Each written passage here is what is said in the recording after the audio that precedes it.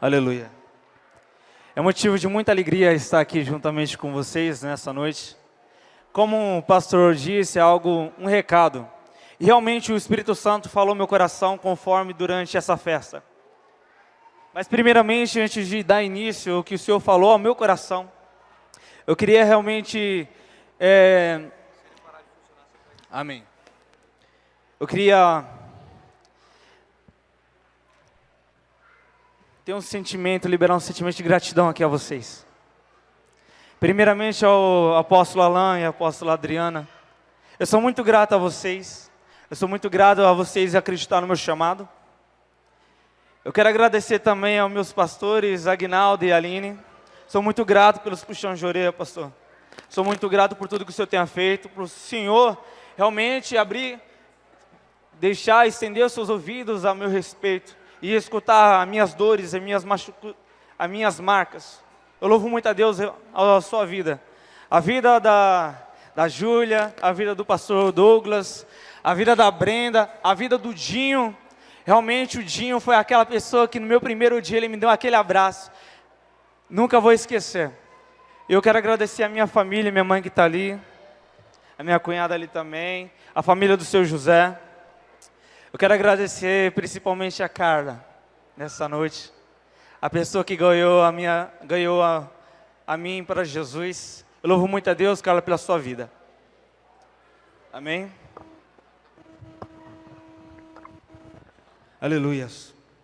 Vou ficar com esse daqui mesmo, tá? E agradecer aos pastores. Foi uma grande referência e é uma grande referência para a minha vida. Louvo a Deus de verdade. Antes de nós dar início, eu quero dizer que eu quero falar algo aqui, eu quero que vocês repitam após mim. Fala assim: Deus não errou comigo. De novo, isso só foi um ensaio. Deus não errou comigo.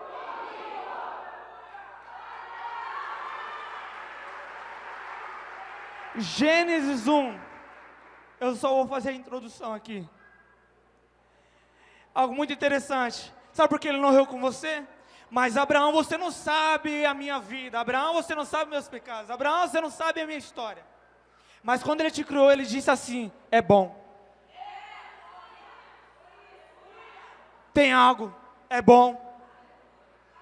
Se ele fez e disse que é bom, por que você acha que você foi um erro?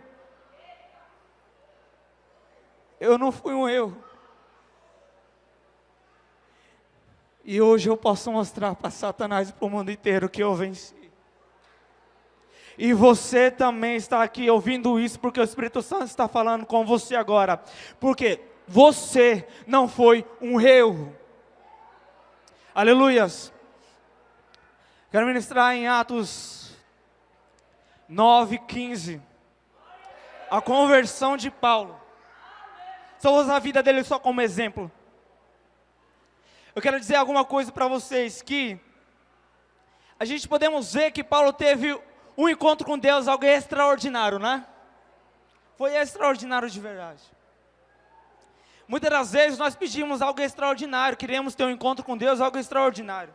Ouvir a voz de um profeta falando: você é escolhido. Ouvir alguém falando para você que você é escolhido. Ou você tem um encontro extraordinário com Deus. Mas deixa eu dizer uma coisa para você.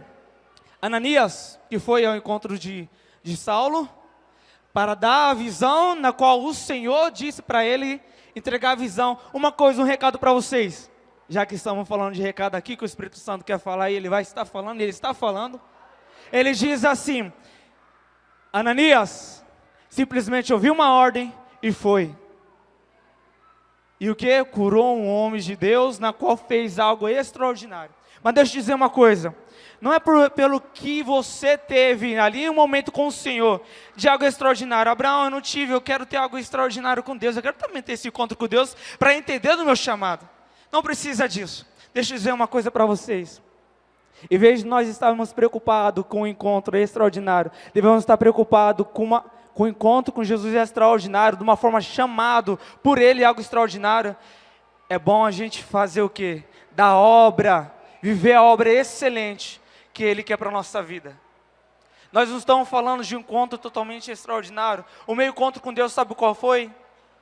De eu estar indo para a rua, querendo realmente se matar, se jogar na frente do ônibus, nos meus últimos dias de vida, eu poderia dizer.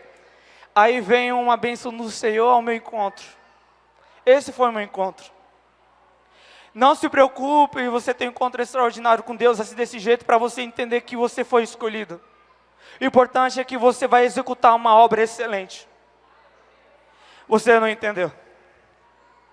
Não importa como você for chamado, o importante é que você vai executar uma obra excelente. É assim que Paulo recebeu, independente de como ele foi chamado, mas ele entendeu que tinha uma palavra. E quando ele foi escolhido, ele entendeu que aquela vida, outros também poderiam sentir. Será que Paulo, quando conheceu Jesus, ele estava vivendo realmente uma vida? Não. Mas quando ele conheceu e descobriu quem era Jesus, vou mostrar outro exemplo. 1 Coríntios 9, 27.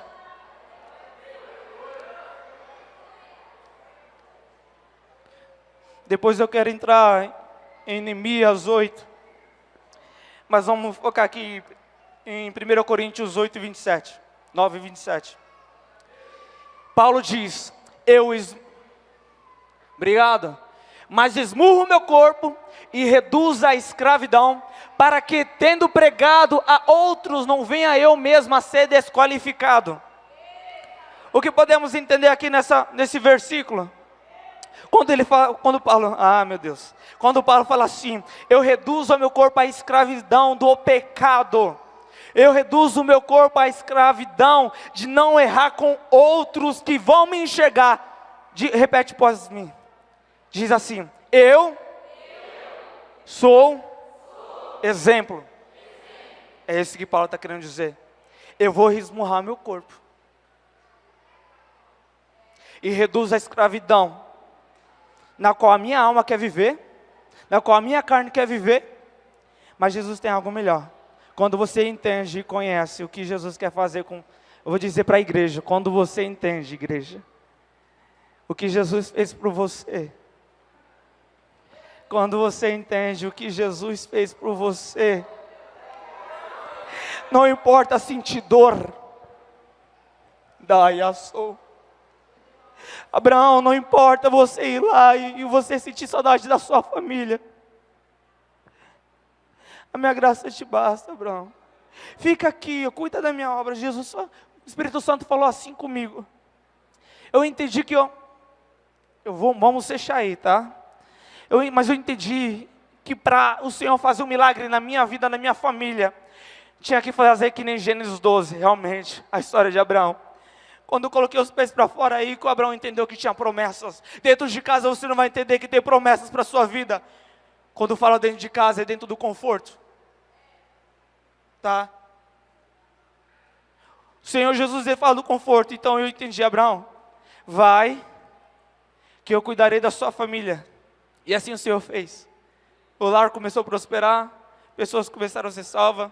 Eu vejo transformação no meu lar, mãe. Eu vejo transformação na vida do meu pai, mãe. Eu vejo transformação na vida do meu irmão Isaac, na qual eu estava lá. Enquanto eu orava por ele, eu recebi também uma oração sem esperar nada. É assim que o Senhor faz. Eu entendi uma coisa, que eu era uma pedra de tropeço para o meu lar, mesmo sendo crente. Essa é a verdade. Mesmo sendo crente, se você não tomar cuidado naquilo que o Senhor já preparou para você fazer, falou assim, tira isso daqui porque eu tenho outra missão, e você não largar, você vai ser uma pedra de tropeço para aquela pessoa ou sua família. Deus tem algo diferente para você, como Ele teve diferente para mim. E é assim que Paulo fez, eu esmurro o meu corpo, reduz a escravidão. Aleluia. Som. Vocês estão me ouvindo? Não? Agora estão me ouvindo? Aleluia. Estão me ouvindo? Reduzo o meu corpo a escravidão. Para que eu possa pregar a outros. Neste versículo, no contexto, ele estava falando a respeito lá atrás. Mas a gente vamos trazer para nós aqui também, para a vida do reino, a questão do reino. Mas ele fala assim que, naquele momento lá, ele era um grande líder, né? Em Coríntios. Ele foi o fundador da igreja de Coríntios, é isso? O fundador da igreja de Coríntios.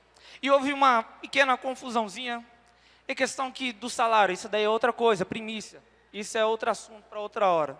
Falando a respeito sobre primícia, sobre uma coisa assim. E ele entendeu que as pessoas estavam enxergando de uma forma diferente. Então ele negou aquilo, ou seja, o que era direito do salário dele, para ser exemplo. É esse versículo que quer dizer, tá? Então ele fala assim, exemplo, ser uma pessoa, um exemplo para outros. Ou seja, a minha vida, as minhas atitudes têm que ser exemplo para outros. Muitas das vezes nós não precisamos falar bonito, ter uma exegese boa, ter uma oratória muito boa. Simplesmente você vivendo e mostrando o exemplo em quem você é em Cristo Jesus. E ele fala assim para ele não ser desqualificado.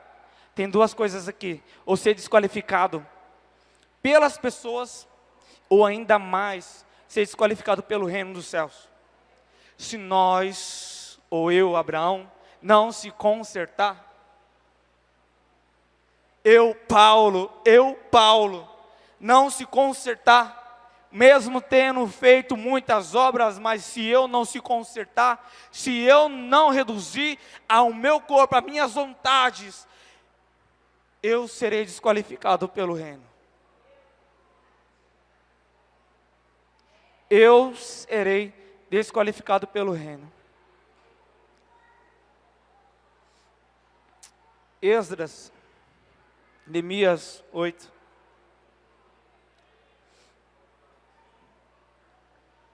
Pessoal, esse carro é daqui da igreja? Porque se esse carro for da igreja, a gente está tendo problemas lá em cima.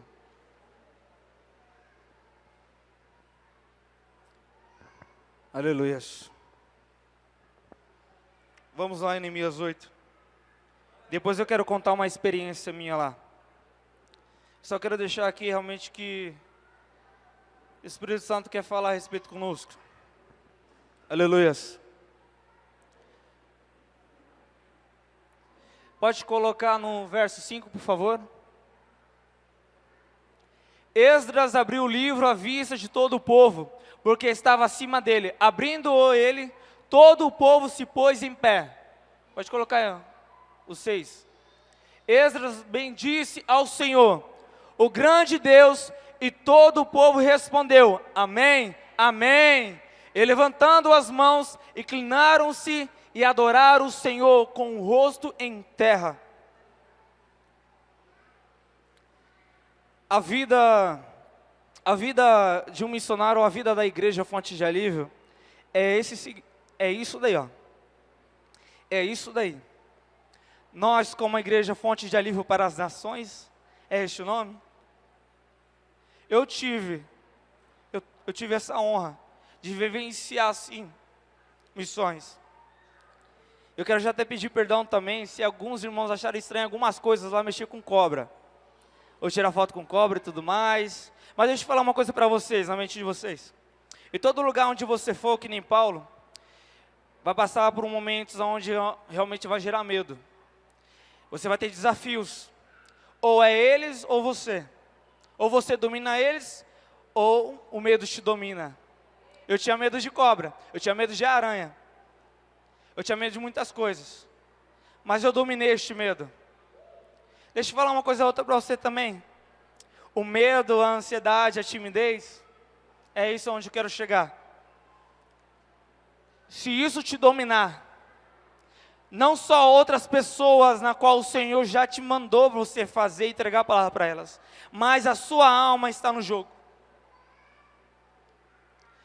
Deixa eu ver se eu lembro, tem uma frase muito interessante, que fala muito a respeito disso, que quando falamos de nós, da nossa vida, aquilo que nós já recebemos, por que nós não damos em dobro para aquelas que precisam também? Se você já teve um encontro com o Senhor, a missão é continuar, que este mundo tenha um encontro com Ele também. Continuar a fazer com que as pessoas tenham um encontro com Ele. Fazer com que as pessoas começam a entender e a receber a verdade, a verdadeira verdade.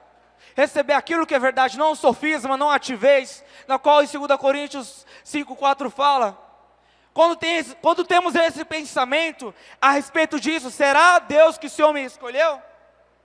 Deixa eu dizer para vocês aqui, Neemias Esdras, ele faz seleção de pessoas assim. Ele faz seleção de pessoas. Você, depois eu estarei lendo. Você, é você também, você também. Mas quando o Senhor chama, é aqueles realmente que estão anseio de falar do amor de Deus.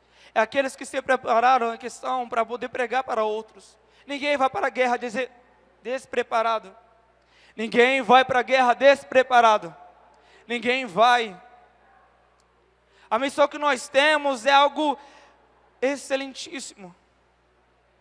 Quando eu falei de Paulo lá, é quando ele fala assim, eu não posso fazer de qualquer jeito. Se minha alma, se minha carne quiser falar alguma coisinha, eu serei desqualificado. Aquelas pessoas podem ir à perdição. Nós estamos falando aqui de duas coisas, de dois gêneros.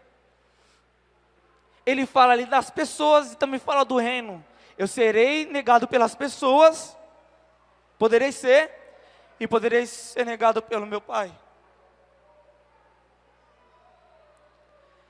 Então aqui nós podemos ver, em Neemias, que ele faz seleção de pessoas assim, mas tinha algo interessante neles, que eles estavam preparados. Quando nós estamos preparados, nós não precisamos falar muita coisa, simplesmente só ler. Não precisamos falar muita coisa assim, sei lá, querer criar uma coisa na nossa mente assim, é isso e pronto, e jogou. Simplesmente ele abriu o livro da lei, e quando leram, colocaram o seu rosto em terra. Você acha que eles conheciam? Obrigado. Vocês acham que eles conheciam a palavra? Não conheciam. Porque lembra aquele finalzinho, quando eles começaram a chorar, e quando os levitas falou assim, pode colocar mais adiante, número 12, por favor. Deus abençoe. Número 12. Aí a seleção de pessoas. Pode colocar o número 12, por favor.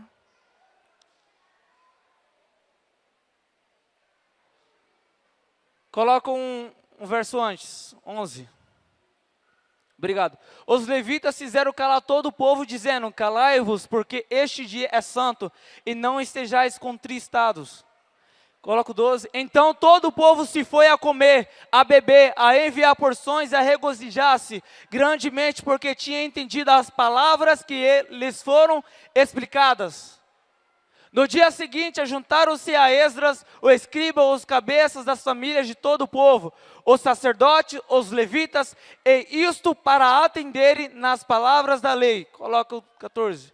Acharam escrito na lei que o Senhor ordenara por intermédio de Moisés que os filhos de Israel habitassem em cabanas durante a festa no 7º mês. Quando os levitas aqui, ele pediu realmente, calem a boca, para que vocês estão assim totalmente desesperados. Eu começo a entender, se a gente pegar realmente para a história, começar a entender, se fosse você, se fosse eu, muitos deles ali que ouviram, eram prostitutas, eram pessoas, na nossa realidade, ribeirinhas, indígenas que nunca ouviram falar do amor do Senhor, pessoas realmente que nunca ouviram falar do amor do Senhor. Porque quando Esdras simplesmente abriu e leu, as pessoas sentiram assim, se eu pudesse, elas começaram a chorar. E é o que eu imagino, se eu tivesse ouvido essas palavras muito antes de ter errado. É o que eu imagino. E assim que eu bati de cara lá. Se eu pudesse, se eu tivesse ouvido isso antes, eu não sentiria essa vergonha que eu estou sentindo agora. Eu não teria perdido meus irmãos quando se mataram, quando não conheceu. Estou trazendo para a nossa realidade. O meu irmão, para a nossa realidade. Era para ter ido numa festa onde meu irmão foi. Meu irmão Isaac. E quando eu decidi não ir. E neste dia, quando ele foi, teve um assalto no carro onde ele estava. E a bala, e o pessoal estava saindo do carro desesperadamente. E quando ele saiu do carro, uma bala foi diretamente na cabeça dele. E catou o boné.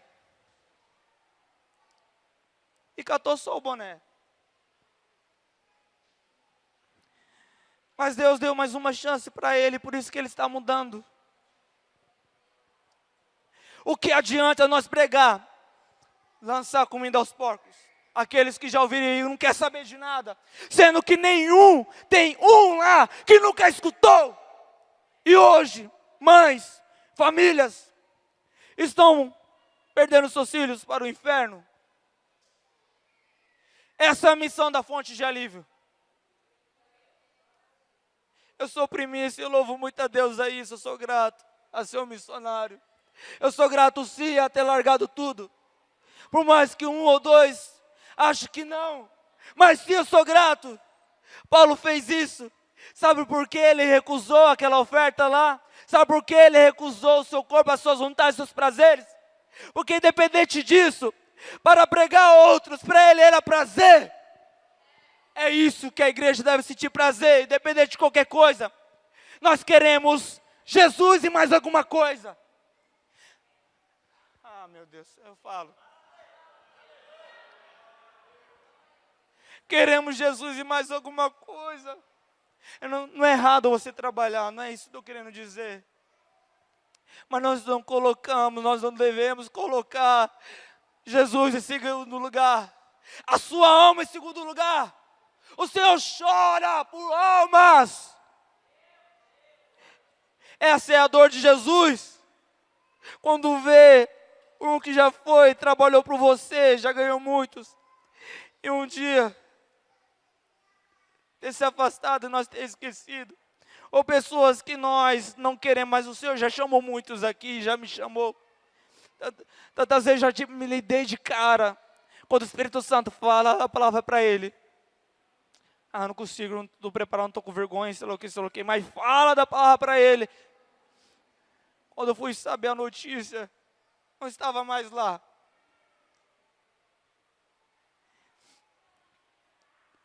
Isaías 33, se eu não me engano. O sangue de muitas almas que o Senhor colocou sobre a sua mão vai cobrar de você. Vai cobrar de nós. Então, Paulo tem prazer. Em nome do Senhor Jesus. Essa é a missão da Fonte de Alívio. Igreja Fonte de Alívio. É a fonte de alívio que estava lá no Pará. Não é o Abraão, não era a Brenda. É a fonte de alívio. É a igreja do Senhor estava lá. O Senhor já lançou através de muitos seus profetas para este país, para esta nação e para essa igreja. Que daqui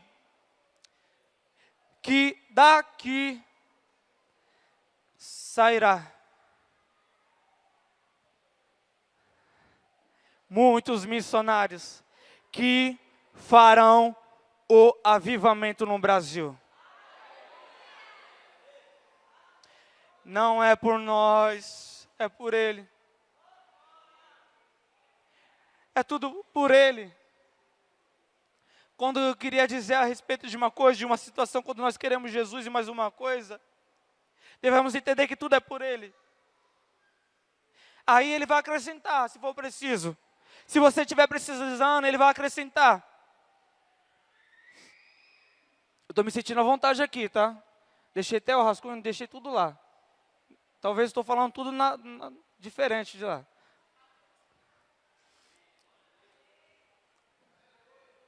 Quando Jesus, Ele foi Antes de ele ter ido para a cruz, ele sentou reunido à mesa lá. Ele sabia que ia ter traidores ou não sabia?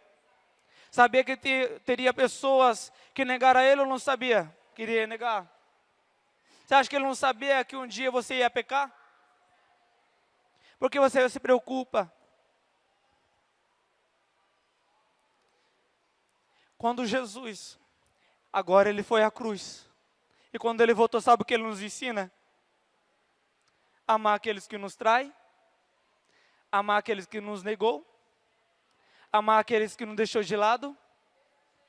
Amar aqueles que nos fez sangrar. Mas ele veio porque ele... Aí quando ele sentou da última vez naquela mesa,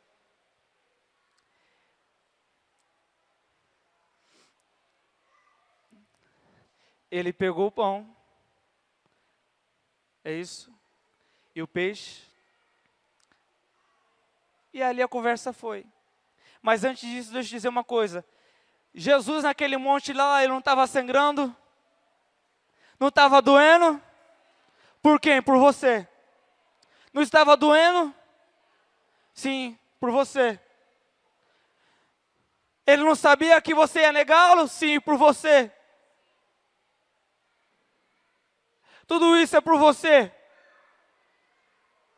E as outras pessoas não merecem também esse amor?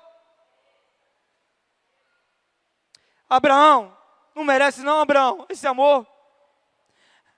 Jesus estava sangrando, mas eu lembro que antes mesmo de ele ir para a cruz, ele ficou feliz quando viu ele chegando, porque sabia que dali ia sair grandes missionários. Gente, faz toda a diferença. Faz toda a diferença antes da vírgula, quando Jesus disse assim, ele sorriu. Coloca aí, alguém sabe do versículo aí, que quando Jesus sentou à mesa, não sei se é Lucas, alguém pode me ajudar? Quando Jesus reuniu lá na Santa Ceia lá, só para mostrar para vocês, Jesus se alegrou quando ele falou assim, estava alegremente esperando vocês. Calma aí, parece algo contraditório. Jesus, ele estava sentindo uma dor. Jesus estava sentindo uma dor. E agora se transformou em alegria. É por você, ele sabe que você é capaz. Ele sabe que de você muitos poderão ser salvos. Ele sabe que mesmo aquele que traiu, tenho desejado ansiosamente comer convosco. Não faz toda a diferença você entender isso? O Jesus tinha desejado mesmo eu ter traído, ele queria sentar à mesa comigo. Mesmo eu ter traído, ele queria sentar à mesa comigo. Aquele que era totalmente incapaz, aquele que foi rejeitado, queria sentar à mesa comigo.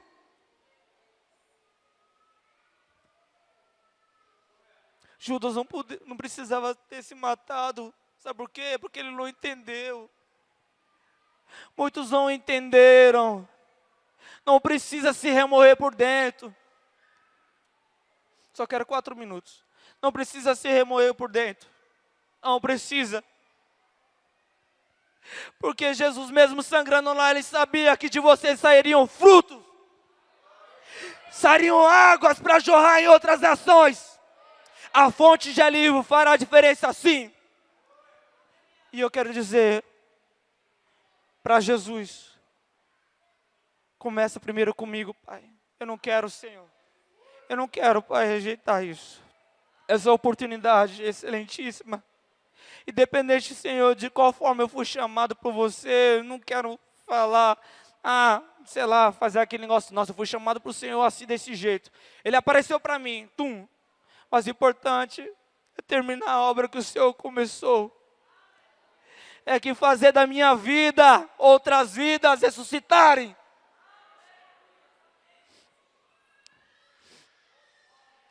No primeiro mês, fechei. No primeiro mês lá, eu fiquei angustiado, porque falei assim, eu só vou estudar aqui. Porque eu sou assim mesmo. Só vou estudar aqui, nenhuma alma para Jesus, não. No primeiro mês, veio uma alma ao meu encontro. Estava pedindo comida lá no projeto. É assim que a fonte de alívio faz. estava lá no projeto. Chegou a mim, chorando, beleza, ó, preciso de comida para minha família, tal, isso, aquilo, isso, aquilo. Eu disse, amém, tá, nós vamos te ajudar. Mas tu conhece sobre Jesus? Conheço, assim, tal, já ouvi falar de Jesus, mas estava afastado. Assim, sei lá, eu fui para a igreja algumas vezes, mas não sei. Beleza, eu falei assim, tá bom, mas aí conversa vai, conversa vem. Aí foi o momento que ele liberou o coraçãozinho, aonde nós entrou, onde a palavra entrou. Você, tu quer aceitar Jesus? Eu falei, quero, em lágrimas, em pranto no chão. E eu chorei também. O que a fonte de alívio faz quando uma alma aceita Jesus? E quando o reino faz, quando uma alma aceita Jesus? Eu fui na ilha de Curuçazinho, bem breve, fui na ilha de Curuçazinho lá, chamada ilha de Curuçazinho, perto região ribeirinha, mas é praiana, porque é mais para lá, é mais praia. O evangelho chegou lá somente há 4 meses, 70 anos atrás, o primeiro habitante foi um indígena e tal, isso, aquilo. Aí chegamos lá, era o dia meu de folga, quando eu fui lá, não era aquela lá folga, né? Dia 4, chegamos lá, era 10 horas, meio-dia já era oração, com a missionária lá chamou nós para orar. De noite já era culto. A gente começou a sentir uma pressão espiritual muito grande. É um povo ribeirinho que ele é muito próximo do povo indígena lá, aquele lugar. E tal, conversa vai, conversa vem. Há mais de 4 anos, é difícil a alma querer aceitar, eles têm um coração muito duro, gente. Mas houve um dia que teve foi a patriarca lá daquele lugar. Pensa, mulher com aquele coração duro, que só ouviu por toda a sua vida. Teve um dia, bem no finalzinho, perto da nossa formatura. Ai, meu Deus. Gente, eu nunca vi uma festa tão linda daquela, quando ela aceitou a Jesus. Gente, uma pessoa que há 70 anos da sua vida, ela tem 70 anos. Só ouvia besteira. Essa era a preocupação de Paulo. Só ouvia besteira, só ouvia mentira. Somente sofisma. Mas quando ela aceitou o Senhor Jesus, mano, para mim, não foi por mim, mas eu me alegrei tanto que eu já queria ir para o céu. Porque assim, por uma alma, o Senhor deixar as 99. Igreja, nós temos muito a conversar ainda. Mas pode me chamar lá para a gente conversar, contar a experiência. Mas é isso que eu queria trazer ao coração de vocês. Eu queria que vocês repetissem após mim. Deus não errou comigo. Porque de mim, outros vão poder ouvir da verdade santa.